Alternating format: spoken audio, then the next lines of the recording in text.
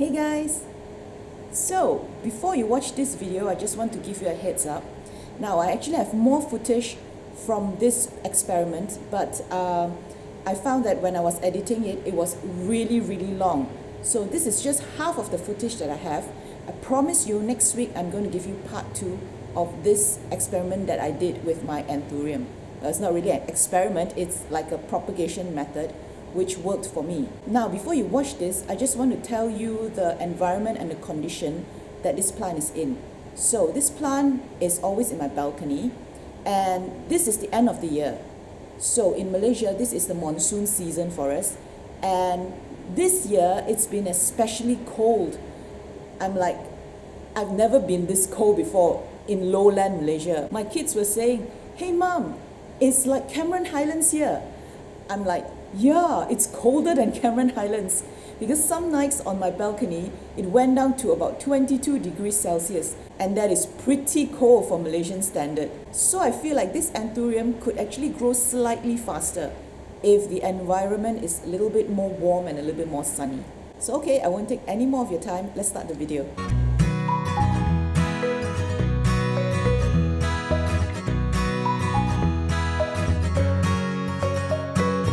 Hey guys, today I want to have a look at this plant because it's been doing poorly. It's not been thriving since I bought it many months ago.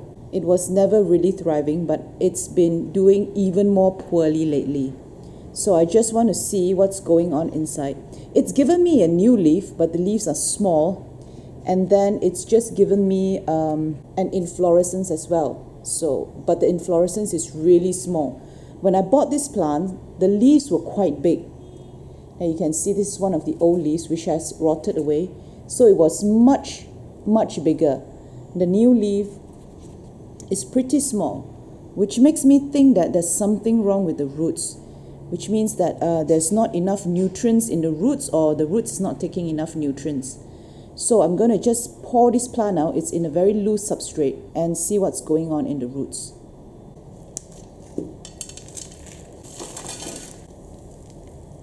Oh my goodness. Can you see this? No wonder the plant is not doing very well. It should be dead, actually. Look at all these roots. Basically, these are dead roots. There's nothing inside. Let me just check the stem. I think I can actually remove this whole part of this stem off. Okay, hang on. Let me just have a look at... Okay, I can see like new roots coming out from here, but they are not very healthy.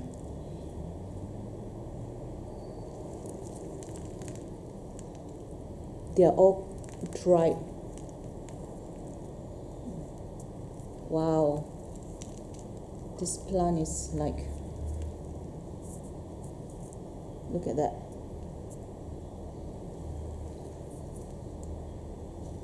Okay, I am going to cut the plant here. So I'm just going to remove all these bad roots.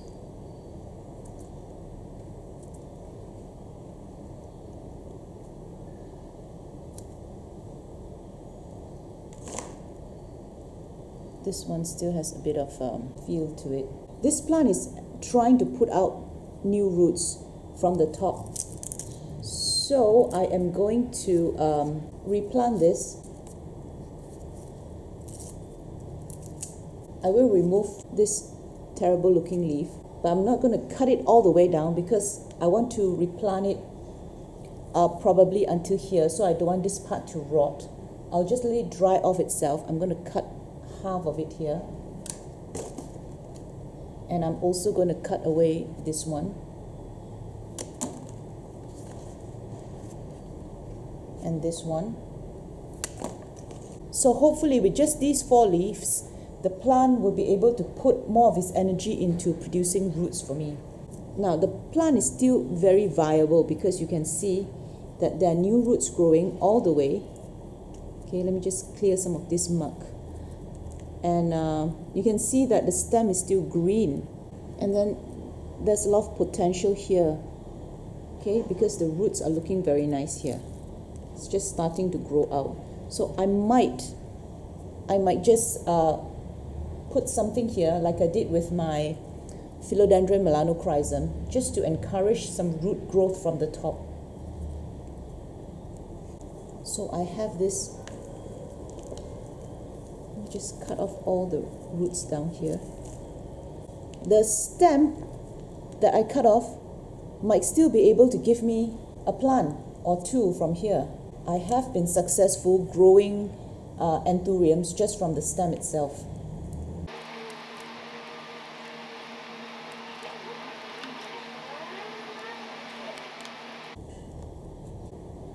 Now this stem, I should be able to regrow it. I'll cut it into two. Now as you can see, the inside is still living. So this stem is still viable. Okay guys, I've prepared some of the stuff that I need. I need some substrate. Now this one was from the philodendron melanochrysum that I potted yesterday. So these were the leftovers. I hope this is enough. But anyway, my pot is only this small. Now I have here some water, which I'm going to saturate the cocoa chip again. But the water is slightly brown because I have actually put some foliar fertilizer in it. Okay, so it's going to saturate the cocoa chip. I am also going to add some charcoal. Now here, more importantly, I have some sulfur powder. So sulfur powder is supposed to be a fungicide. I am going to dip this part into the sulfur powder to give it a bit of protection from rot and from fungus. Okay, I probably have to dust some of the parts here with the fungicide as well. And I'm also going to coat these with some sulfur powder.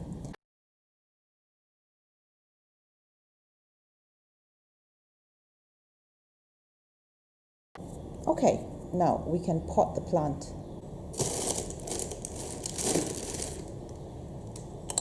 There's a huge piece of charcoal. I'm going to just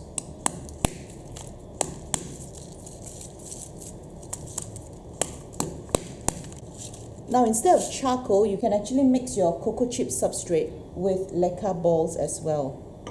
It will work just the same.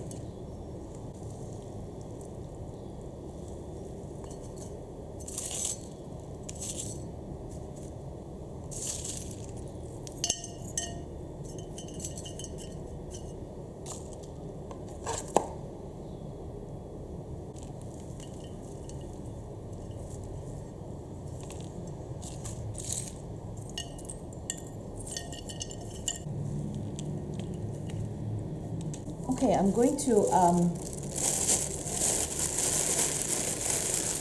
saturate some sphagnum moss.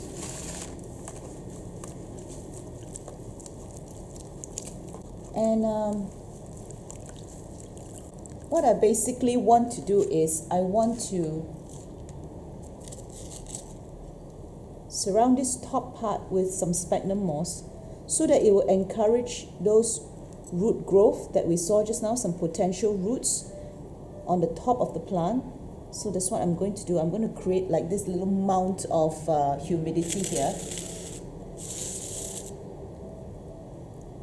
to encourage the roots to grow down into the substrate. So this is basically done. I should have put some osmocot in there, but it's alright because I've already saturated the cocoa chips in some foliar fertilizer, so there should be enough a bit of nutrients inside the substrate already. Now I want to pot these stems that we cut off from the bottom of the plant. So this is the top. This is the top. You always have to remember which side is the top. Now I cannot remember which side is the top. So this way. Took me such a long time. Now I'm going to put them in really small pots. but I'm just going to use sphagnum moss for these.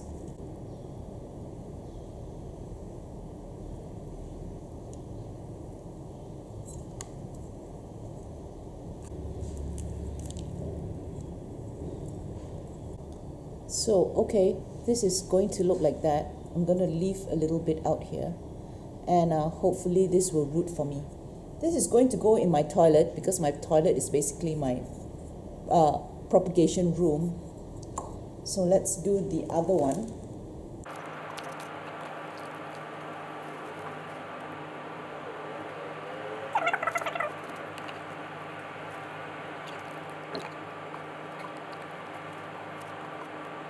So basically the sphagnum moss also has the nutrients in it because it's been soaked in the foliar fertilizer, so that if the roots start to grow out, it will have something to feed on instead of nothing.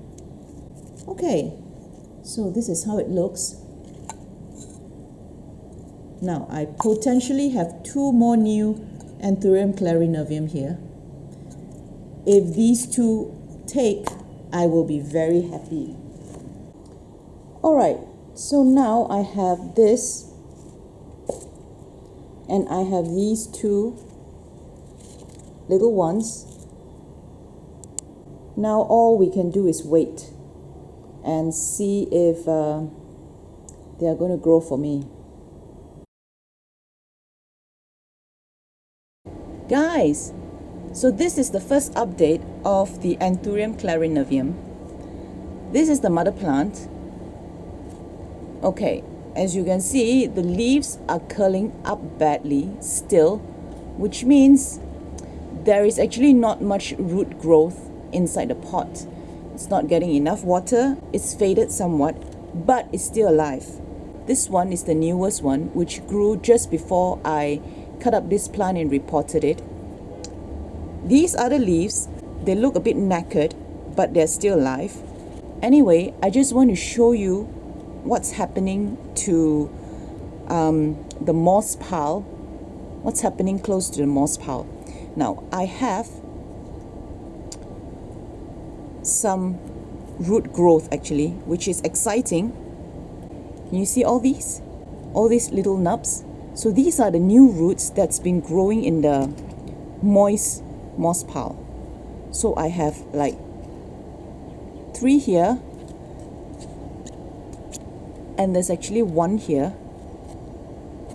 Now this nub, can you see, is growing out of an existing root that I actually cut off because it was rotting from here on. But then there is this new nub growing from the edge. So after 2 months, like doing this, keeping the moss damp every day, it has actually given me new root growth, which is very, very encouraging, though I don't think it's enough yet because as you can see, the leaves are still curling up. So what I'm going to do now is I'm just going to leave it alone for a little while more, maybe a month or so more, continue nurturing the new roots. So perhaps one day when these new roots are more viable, I might be able to chop off that bottom part of that root system, which I guess is not much use anymore because most of the roots have rotted away. Okay, now let me show you the 2 stem cutting that I took. Let's see what's happened to them. So these I've kept in my toilet, and I've moistened the moss every day. Now the bottom part of the root, there's nothing there, but look at this. Now I don't know if this is a root or this is a new growth, but this happened after 2 months. So I have 1 here. Oh, I think I have something here. I don't know if you can see it, but it's really tiny, but it does feel like it's a sturdy new growth. So I got another nub coming here as well. So, but this one looks really promising. Let's have a look at this one. The bottom part is still sturdy, but there's nothing going on here. Okay, but look at that. Now this one looks to me like a leaf growth, not a root growth. So by the look of this, it's pointy. So that one there could be a leaf growth. And I got another one here. Oh, look at that. And there's one right at the tip. How encouraging, isn't it? So this is actually 2 months old since I cut these up, and we'll see when I can update these again, when they grow slightly bigger. And hopefully this mother plant will grow slightly better looking.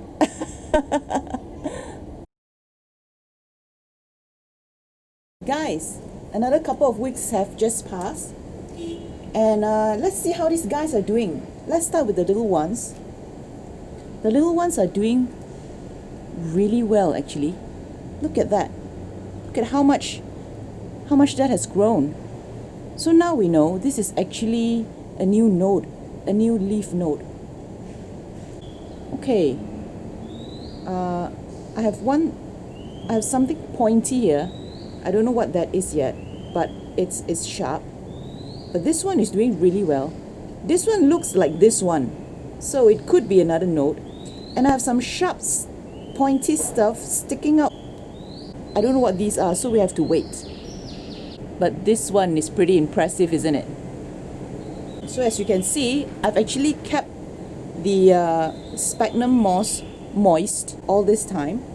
Okay, let's have a look at this other one. This other one is doing even better because I can actually see 3 prominent nodes coming out. So this one is pretty nice.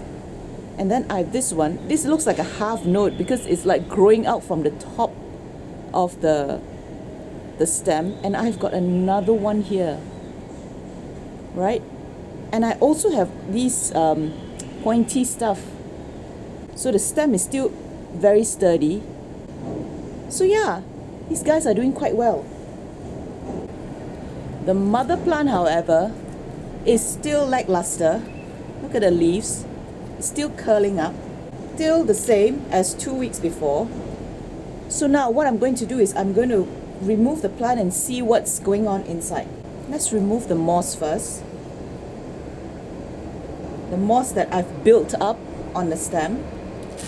Okay. There's some quite nice root growth at the part where I've built up the moss. Oh, nothing much has happened down here. Actually, these roots have gone really, really soft. Look at that. I just twisted that off. Since all these roots down here are not viable anymore, I'm going to cut this shorter so I can bury these inside the real substrate. Okay, the bottom part here is squishy. There is one nice root here though. Cut this part off. See? It's not as nice as what you see here. It's all dark. So this part is basically not much use anymore. Let's just cut higher. And there's even a stem rod in the center. Can you see?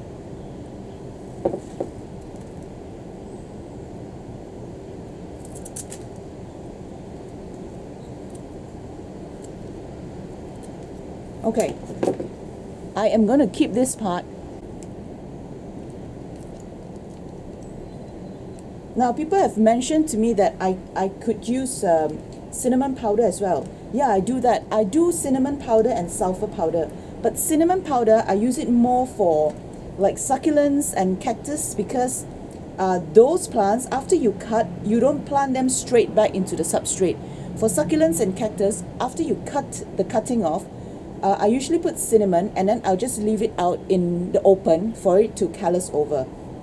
Now for plants that I plant back straight into the substrate like this one, I prefer to use sulfur powder because I find that cinnamon powder will melt immediately if I plant it back straight into the substrate.